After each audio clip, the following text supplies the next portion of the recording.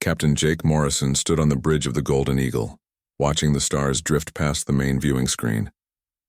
The ship moved through space at a steady pace, its engines humming quietly in the background.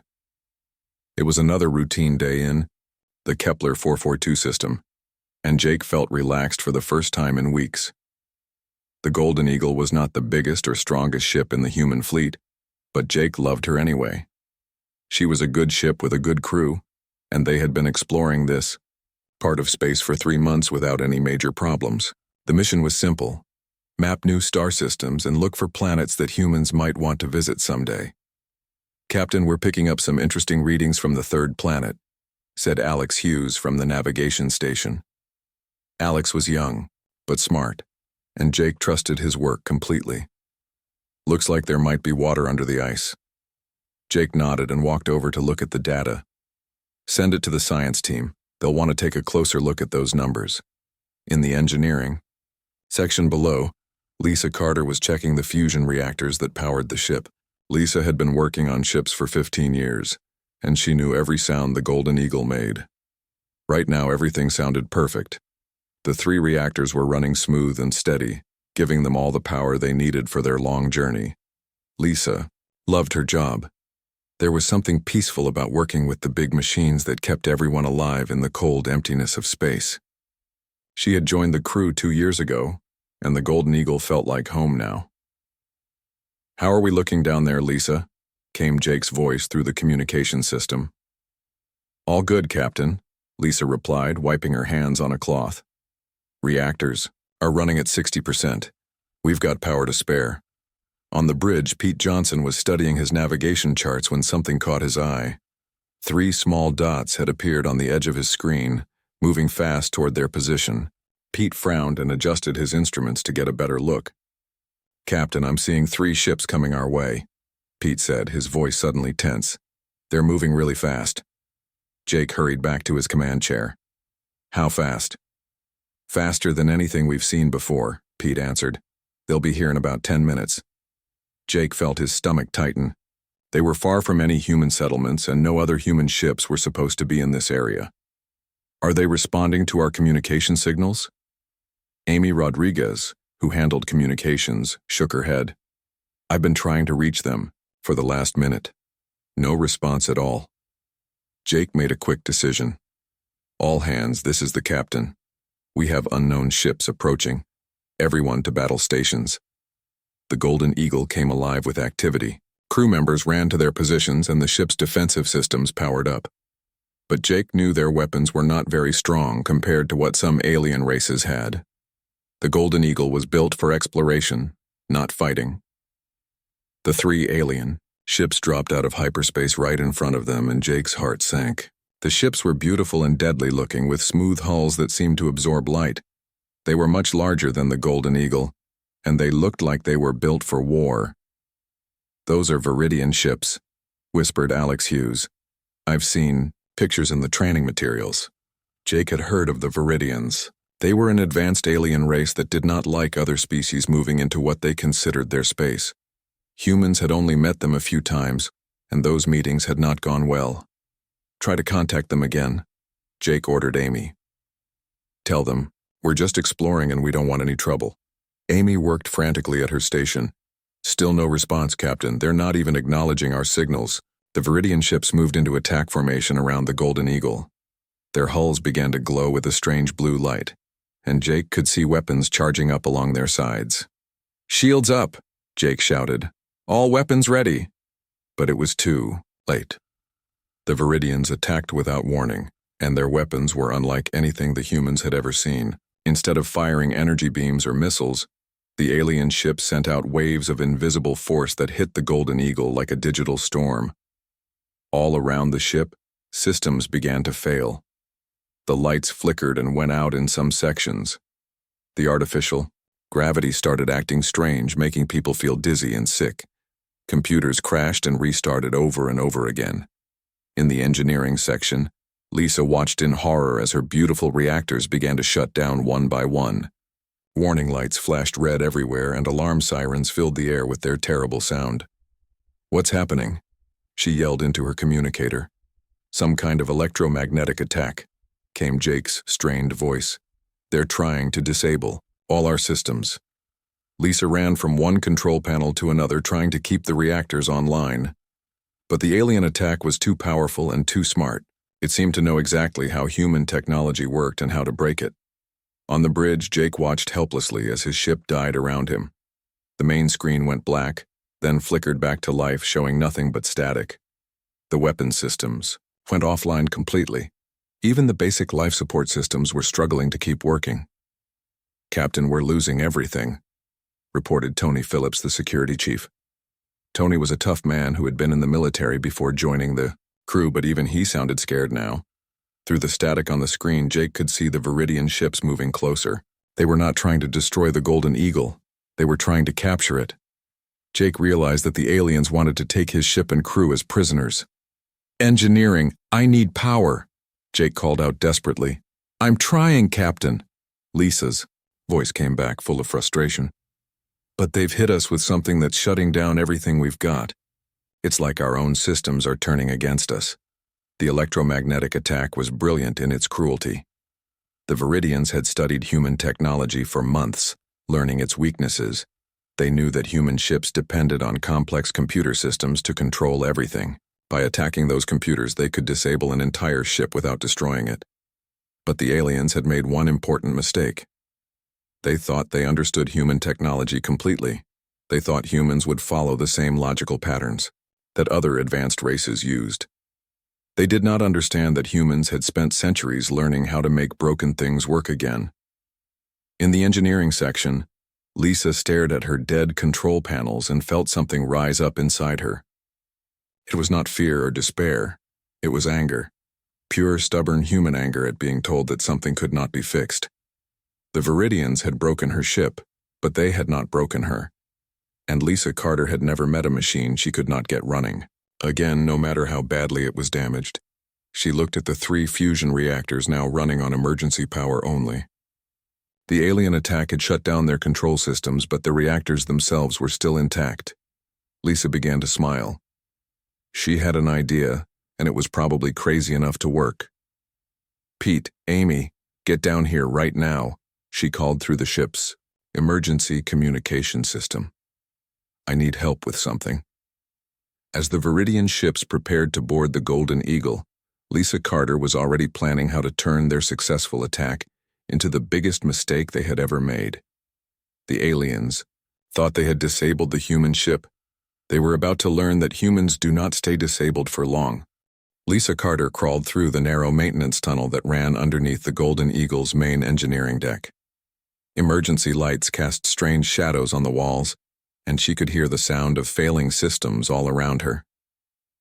But Lisa was not thinking about what was broken. She was thinking about what still worked. Pete Johnson arrived first, breathing hard from running through the dark corridors. Amy Rodriguez was right behind him, carrying a bag of tools she had grabbed on the way down. Both of them looked scared, but they trusted Lisa completely. "What do you need us to do?" Pete asked, kneeling down beside the open maintenance panel where Lisa was working. Lisa pulled her head out of the tunnel and looked at them with eyes that were bright with excitement. "The Viridians think they've shut us down, but they only hit our control systems. The reactors themselves are still good. We just can't control them the normal way anymore." Amy looked confused. "So what can we do about it?" "We're going to control them the old way," Lisa said with a grin. "By hand, with wires and switches and pure stubbornness." She pointed to the 3 massive fusion reactors that took up most of the engineering section. Each one was as big as a small house, and they were connected by thick cables and pipes that carried power and coolant throughout the ship. Right now, they were barely running, just making enough power to keep the air flowing and the lights on. The attack damaged all the computer controls, but it also did something else, Lisa explained as she pulled out a length of heavy cable. "It overcharged some of our power coupling systems. Normally that would be bad, but if we're careful, we can use that extra charge to boost our output." Pete stared at her. "You want to manually rewire the reactors while they're running?" "It's been done before," Lisa said. "Not often, and not safely, but it's been done. The real trick is connecting them in series instead of parallel. Amy's eyes went wide. Lisa, that's against every safety rule in the book. If something goes wrong, we'll all die, Lisa finished calmly. But if we do nothing, the Viridians will capture us anyway. At least this way, we have a chance. She handed Pete a thick cable and pointed to a junction box on the far wall. I need you to run that line from Reactor 1 to Reactor 2. Don't connect it yet, just get it ready. Amy, you're going to help me bypass the safety systems. While they worked, Captain Jake Morrison's voice came through the emergency speakers. All hands prepare for boarding. The Viridians are attaching to our hull. Lisa could hear the metallic sounds of alien ships connecting to the Golden Eagle. Soon enemy soldiers would be cutting through their doors, but she kept working, her hands steady despite the danger. Lisa, are you sure about this? Pete asked as he finished running the cable. These reactors weren't designed to work together like this. No, they weren't, Lisa agreed. But sometimes, the best solutions come from doing things that weren't designed to work. That's what makes us human. Amy was deep inside a control panel, disconnecting safety circuits with practiced skill. I'm bypassing the automatic shutdown systems now. If the reactors start overloading, they won't shut themselves down anymore. Good, Lisa said. That's exactly what we want. The plan was dangerous beyond belief. Human fusion reactors were designed with dozens of safety systems to prevent exactly what Lisa was trying to do. If 3 reactors were connected in series and they started feeding energy back and forth between each other, the result could be catastrophic. But Lisa had been thinking about this for years. She had always wondered what would happen if you could get reactors to work together instead of just side by side. The electromagnetic attack from the Viridians had given her the perfect chance to find out. Connection ready on Reactor 1, Pete reported. Connection ready on Reactor 2, Amy called out. Lisa was working on Reactor 3, the biggest of the 3 units. Her hands moved quickly, connecting cables that had never been meant to touch each other. Almost got it, she muttered. Above them, they could hear the sound of cutting tools as the Viridians worked to break into the ship. Tony Phillips and his security team were getting ready to fight, but everyone knew their small weapons would not do much against alien technology. Done, Lisa announced, stepping back from the final connection. Now we just have to hope this works. She moved to a manual control station and put her hands on the old-fashioned switches and dials. These controls had been installed as backups, in case the main computers ever failed. Lisa had never thought she would actually need to use them. Here we go, she said, and began bringing the reactors online one by one. Reactor 1 came up first, its power output climbing slowly but steadily. Then Reactor 2 joined it, and Lisa could see the energy levels starting to rise faster than they ever had before. When she activated Reactor 3, something amazing happened. The 3 reactors began to sing. It was not a sound that anyone could hear with their ears. It was a vibration that went through the ship's hull and into everyone's bones. The reactors were finding a rhythm together, like musicians learning to play the same song. Lisa, look at the power readings, Amy said in a voice full of wonder. The numbers on the displays were climbing higher than Lisa had ever seen them. The 3 reactors, working together in their new configuration, were producing far more power than they should have been able to make. The electromagnetic interference from the Viridian attack was actually helping, creating feedback loops that multiplied their output again and again. It's working, Pete whispered. It's actually working. But Lisa was not celebrating yet. She could see that the power levels were still climbing, and she was not sure where they would stop. The reactors were feeding energy back and forth between each other in ways that no human engineer had ever tried before. All stations. This is the captain, came Jake's voice over the speakers. Something's happening to our systems. They're coming back online, but they're running at levels I've never seen before. Lisa grinned and kept adjusting her controls. That's just the beginning, Captain. Throughout the ship, dead systems were coming back to life. But they were not just working normally. They were working better than they ever had before. Computer processors that had been running at standard speeds suddenly became 10 times faster. Sensors that could normally see a few million miles into space began detecting things on the other side of the solar system. In the weapons bay, Tony Phillips watched in amazement as his security systems powered up. The ship's defensive weapons had been basic plasma rifles and small energy shields. Now the same weapons were drawing so much power that they glowed with barely contained energy. "Captain, you need to see this," Tony reported. "Our weapons are showing power levels that don't make sense. It's like they've been upgraded while we weren't looking." On the bridge, Jake stared at his command displays as they showed readings that seemed impossible. The Golden Eagle was not just repaired, it was transformed. Every system on the ship was running at efficiency levels that violated everything. He knew about their technology. "Lisa, what did you do down there?" he asked over the communication system. "I gave the ship what it needed," Lisa replied simply. "And it's giving us what we need in return." The Viridian boarding parties were almost through the hull now. They expected to find a disabled ship full of helpless humans. Instead, they were about to encounter something that had never existed before. A human vessel powered by forces that even the aliens did not understand. Lisa looked at her 3 singing reactors and smiled. The Viridians had tried to break the Golden Eagle, but they had only made it stronger. Much stronger. The first Viridian soldier cut through the Golden Eagle's hull with a tool that looked like a glowing knife. The alien was tall and thin, with silver skin and large black eyes.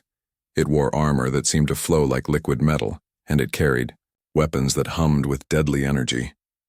The soldier stepped through the hole it had made, expecting to find dark corridors and frightened humans. Instead, it found something that made it stop and stare in confusion. The corridor was glowing, not with normal ship lighting, but with a soft blue radiance that seemed to come from the walls themselves. The air itself seemed to shimmer with energy, and the soldier's instruments began giving readings that made no sense. Behind the first soldier, 2 more Viridians entered the ship. They moved carefully, their weapons ready, but they were clearly puzzled by what they were seeing. According to their sensors, this human ship should have been completely disabled. Instead, it was radiating more power than some of their own warships. Tony Phillips and his security team were waiting for them around the corner. Tony held his sidearm in both hands, but when he looked down at the weapon, he almost dropped it in surprise. The simple plasma pistol was glowing with the same blue energy that filled the corridors. When he squeezed the trigger to test it, a beam of light shot out that was 10 times brighter than anything the weapon had ever produced before. "What in the world?" Tony muttered, staring at his transformed gun. Behind him, his team members were having the same experience. Their basic security weapons had somehow been boosted to levels that should have been impossible. Energy rifles that normally fired small plasma bolts were now charging up with power that made the air around them crackle. The first Viridian soldier rounded the corner and came face to face with Tony's team. The alien raised its advanced weapon, confident that its superior technology would make short work of the primitive humans. Tony fired first. The beam that came from his pistol was not the weak plasma bolt he expected. Instead, a column of pure energy struck the Viridian soldier and sent it flying backward into the wall. The alien's flowing armor, designed to deflect the most powerful weapons in known space, simply melted away like ice in the sun. "How did I do that?" Tony asked nobody in particular. His team did not answer because they were too busy staring at their own weapons. Each gun was now surrounded by a field of energy that seemed to respond to their thoughts. When they aimed at the remaining Viridian soldiers, targeting information appeared in their minds as if someone was feeding them the data directly. The second alien soldier tried to return fire, but its weapon seemed slow and clumsy compared to what the humans were now carrying.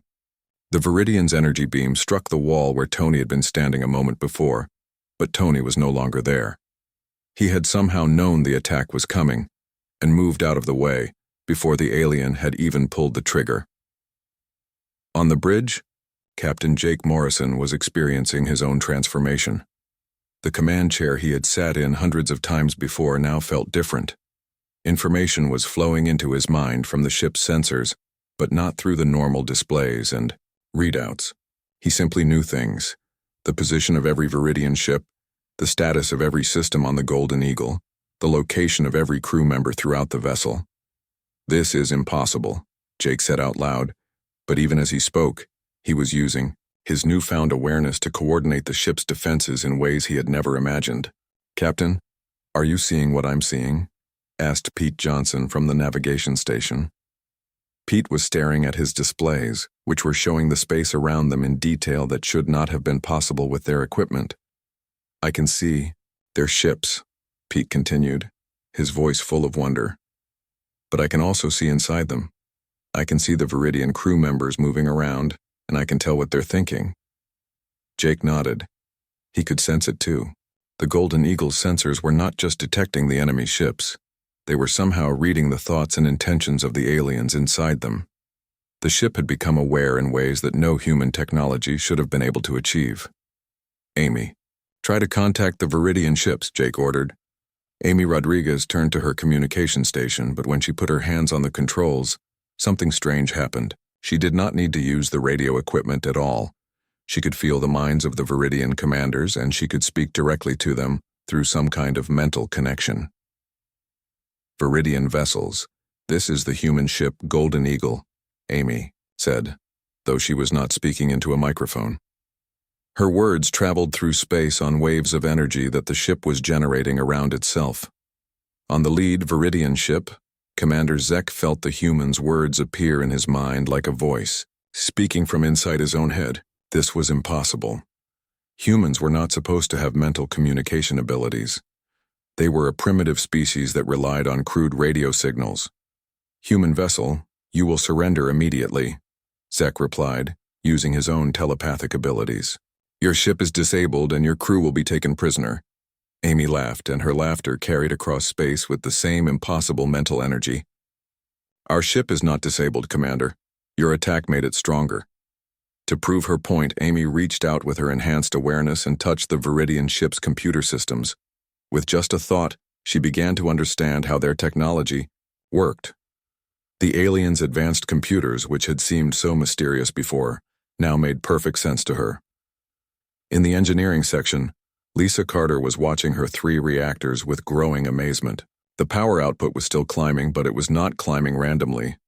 The reactors seemed to be learning, adapting, and improving themselves as they worked together. "Pete, Amy, look at this," Lisa called to her helpers. "The reactors are starting to change the ship's hull."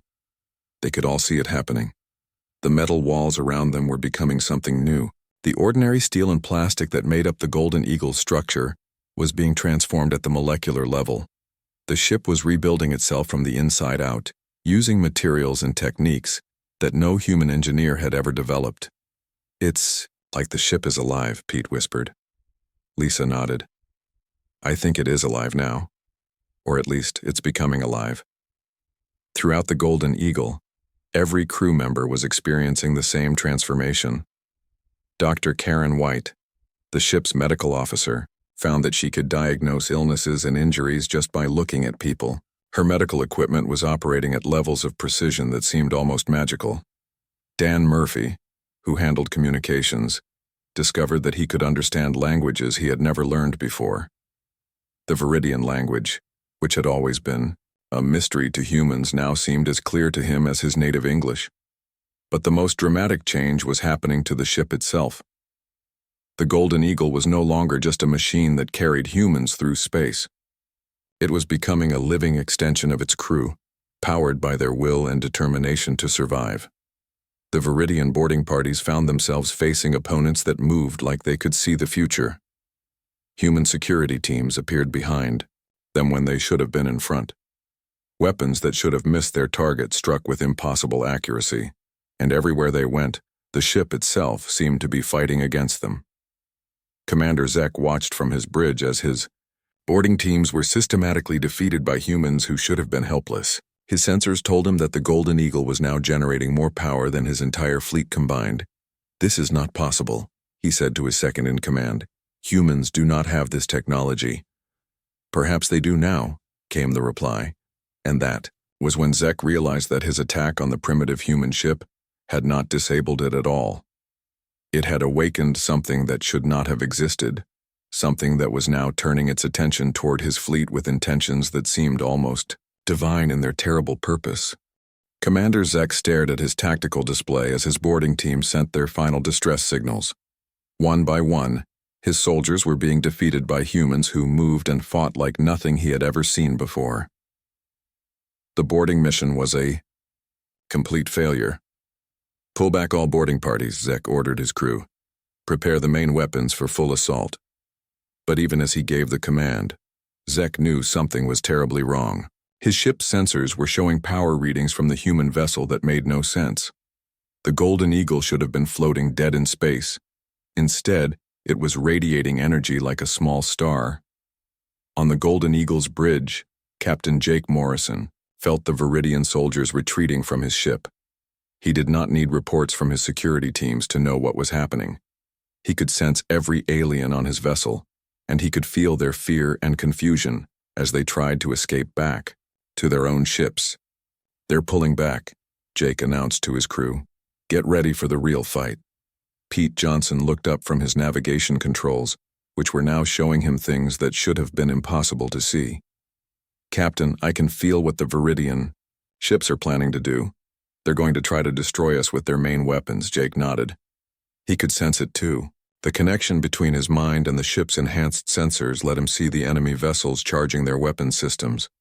But he was not afraid. The Golden Eagle was no longer the same ship that had been attacked an hour ago.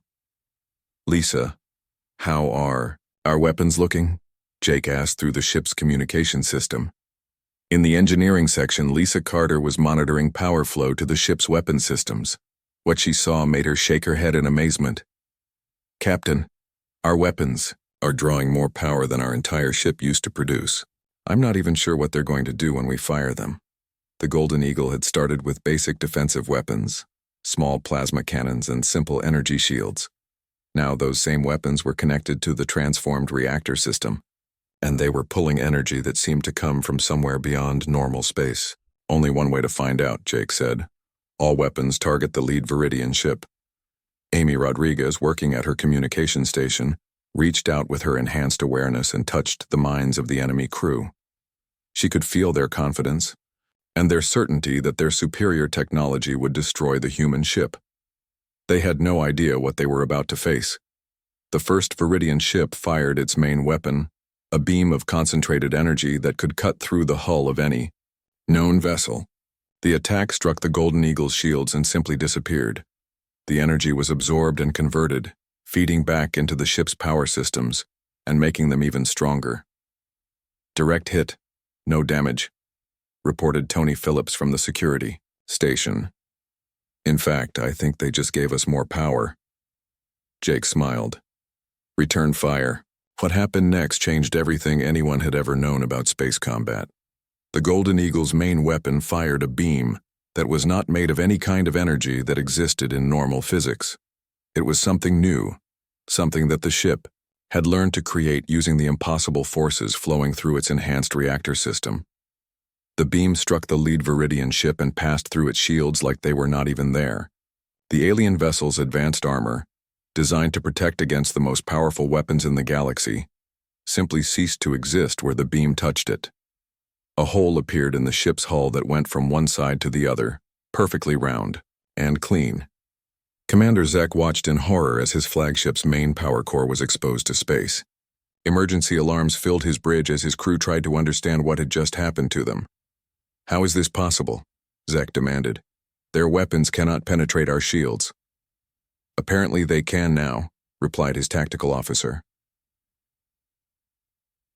The second Viridian ship tried to help by firing its own weapons at the Golden Eagle, but the result was the same. The human ship's shields absorbed the attack and grew stronger. When the Golden Eagle fired back, another impossible beam tore through the second ship's defenses like they were made of paper. Pete Johnson was watching the battle from his navigation station, but he was also doing something that should not have been possible. He was reaching out with his mind and touching the fabric of space itself around the ships. The enhanced energy flowing through the Golden Eagle had given him abilities that no human should have had. "Captain, I think I can move us," Pete said in a voice full of wonder. "Move us how?" Jake asked. "I'm not sure how to explain it, but I can feel the space around us, and I think I can fold it." Jake trusted his crew completely, and right now, his enhanced awareness was telling him that Pete was right. Do it. Pete closed his eyes and reached out with his mind. The space around the Golden Eagle began to bend and twist in ways that violated every law of physics. The ship did not move in the normal sense. Instead, the space it occupied moved, carrying the vessel with it. One moment the Golden Eagle was facing the two damaged Viridian ships. The next moment it was behind them, close enough to touch their hulls. The aliens had no time to react before the human ship fired again. This time, both remaining Viridian vessels were hit simultaneously. The Golden Eagle's weapons had somehow split into multiple beams, each one carrying the same impossible power that could pass through any defense. Both enemy ships found themselves with massive holes in their hulls and their power systems failing. But Commander Zek was not finished yet. As his ship died around him, he made one final desperate decision. If he could not defeat the humans, he would at least make sure they did not escape to tell others about what had happened. Activate the quantum mines, Zek ordered his crew. Destroy everything in this area of space. Quantum mines were the most dangerous weapons the Viridians possessed. They created tears in the fabric of space itself, destroying anything within a large area. Zek's ship carried 3 of the devices, and he was prepared to use all of them even if it meant destroying his own fleet. On the Golden Eagle, Amy Rodriguez felt the alien commander's decision the moment he made it. Captain, they're going to use quantum weapons. They're going to try to destroy all of us together. Jake could sense the weapons charging up on the dying Viridian ships. He knew that normal shields and armor would not protect them from quantum mines. But the Golden Eagle was no longer a normal ship. Lisa, I need everything you can give me, Jake called to the engineering section. You've got it, Captain, Lisa replied, pushing her reactor controls to their maximum settings. The 3 reactors responded by singing even louder than before. The power flowing through the ship increased to levels that should have torn the Golden Eagle apart. Instead, the transformed vessel grew stronger and more alive with each passing second. Dr. Karen White, monitoring the crew's condition from the medical bay, watched in amazement as everyone on the ship began to change even more. Their brain activity was increasing beyond anything she had ever measured. They were becoming something new, something that existed partly in normal space and partly in dimensions that humans had never discovered before. The quantum mines exploded, tearing holes in space that should have destroyed everything for millions of miles in every direction. But when the explosions cleared, the Golden Eagle was still there, surrounded by a field of energy that existed outside normal physics. The ship had not just survived the quantum weapons, it had absorbed their power and made it part of itself. The Golden Eagle was no longer just enhanced human technology. It had become something divine, powered by forces that came from beyond the normal universe. Commander Zek's final transmission reached them through the wreckage of his fleet. "What are you?" he asked, his voice full of fear and wonder. "Captain," Jake Morrison answered with words that came from somewhere deeper than his normal thoughts. "We are what happens when you try to break something that refuses to stay broken." The wreckage of the Viridian fleet drifted silently through space around the Golden Eagle. Where 3 powerful warships had once threatened to destroy them, now only twisted metal and floating debris remained. The quantum explosions had torn holes in space itself, but the human ship floated untouched in the center of it all, glowing with an inner light that seemed to come from another dimension. Captain Jake Morrison sat in his command chair, but he was no longer the same man who had started this day as a simple exploration captain. His mind was connected to every system on the ship, and through those systems he could feel the vast emptiness of space around them. But it no longer felt empty. It felt alive with possibilities that he was only beginning to understand. "Status report," Jake said, though he already knew the answer through his connection to the ship. "All systems operating at maximum efficiency," reported Pete Johnson from his navigation station. "But Captain, I'm not sure our systems are the same systems we started with anymore." Pete was right. The Golden Eagle looked the same from the outside, but inside, everything had changed. The ship's computers were processing information at speeds that should have been impossible. The hull was made of materials that had not existed an hour ago, and the crew themselves were no longer entirely human. Dr. Karen White emerged from the medical bay with a puzzled expression on her face. She had been running tests on the crew members who had been most affected by the transformation, and her results made no sense according to normal medicine. "Captain, I need to talk to you about what's happening to us," Karen said as she approached the command area. "What did you find?" Jake asked, though part of him already knew the answer. "Our brain activity has increased by over 300%. Our reaction times are 10 times faster than normal, and there are new neural pathways forming that connect to parts of the brain that humans don't normally use." Karen paused and looked around at the crew working at their stations.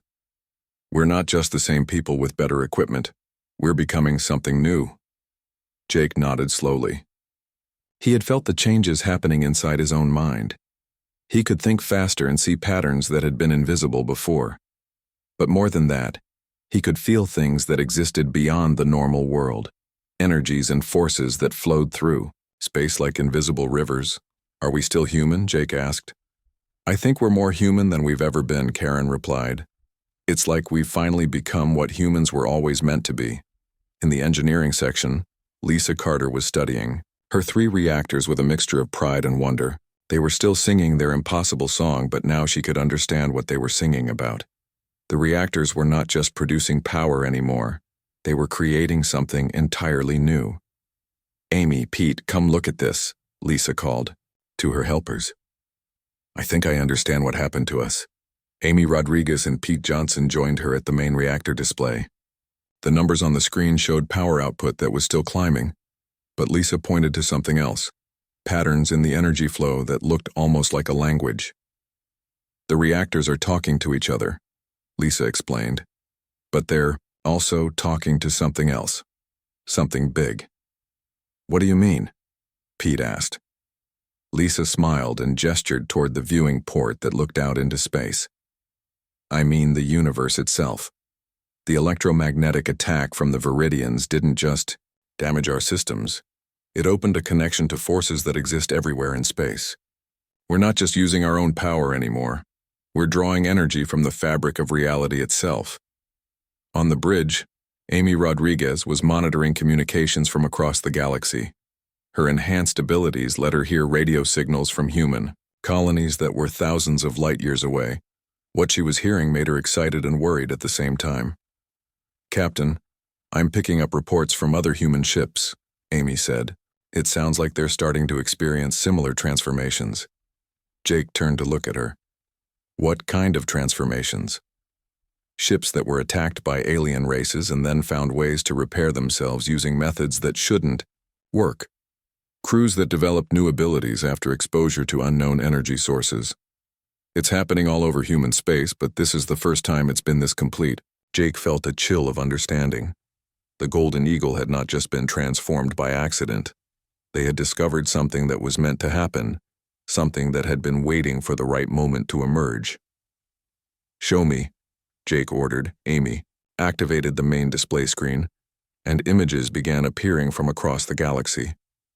Human ships that glowed with the same inner light as the Golden Eagle. Crews that moved and worked with abilities that seemed impossible. Colonies that had found ways to defend themselves against alien attacks using technology that came from nowhere. "It's like we're all waking up at the same time," Pete observed from his navigation station. "Maybe we are," Jake replied. "Maybe this is what was always supposed to happen." Dr. Karen White was studying the data from the other ships when she made a discovery that changed everything. "Captain, I think I know why this is happening now. The attacks from hostile alien races aren't just random aggression. They're triggering something that was already inside us." She brought up a medical chart on her display. Every human crew that has experienced this transformation was first attacked by aliens using electromagnetic weapons. The attacks damage our technology, but they also activate dormant parts of our genetic code that have been waiting for the right stimulus. Jake stared at the data. "You're saying we were designed for this?" "I'm saying we evolved for this," Karen corrected. Somewhere in our past, humans developed the ability to interface with cosmic forces, but that ability stayed hidden until we started exploring space and encountered the electromagnetic signatures of alien technology. The implications were staggering. Humanity had not just stumbled onto a new kind of technology, they had discovered their own hidden nature. The attacks from species like the Viridians were not just acts of aggression, they were inadvertently awakening something that made humans far more dangerous than any alien race had imagined. Lisa Carter's voice came through the ship's communication system. "Captain, I'm ready to transmit the reactor modification specifications to other human ships." Jake made a decision that would change the course of human history. "Do it. Send the information to every human vessel in the galaxy." Throughout space, human ships began receiving Lisa's engineering data. Most captains and engineers thought the specifications were crazy and impossible, but desperate crews in dangerous situations were willing to try anything, just like the crew of the Golden Eagle had been. One by one, human ships across the galaxy began to glow with the same divine light. Engineers who followed Lisa's instructions found their reactors singing the same impossible song. Crews discovered abilities they had never known they possessed, and humanity as a species began to evolve into something that no alien race had ever encountered before. Tony Phillips, monitoring security reports from across human space, watched as the transformation spread. "Captain, we're getting reports of human colonies successfully defending against alien attacks using abilities that don't appear in any of our technology manuals. And it's all because we refuse to stay broken," Jake said with a smile. The Golden Eagle set course for Earth, carrying its transformed crew and the knowledge that would change everything. Behind them, the wreckage of the Viridian fleet served as a warning to any other species that might think humans were easy prey. Commander Zek's final transmission was being broadcast across Viridian space, warning his people about what they had accidentally created. But it was too late. The awakening had begun, and there was no way to stop it. Humans had always been good at making broken things work again. Now they had learned to make themselves work in ways that transcended the normal limits of biology and physics. The species that had once struggled to survive on a single planet was becoming something divine, powered by their own stubborn refusal to accept defeat. The universe would never be the same.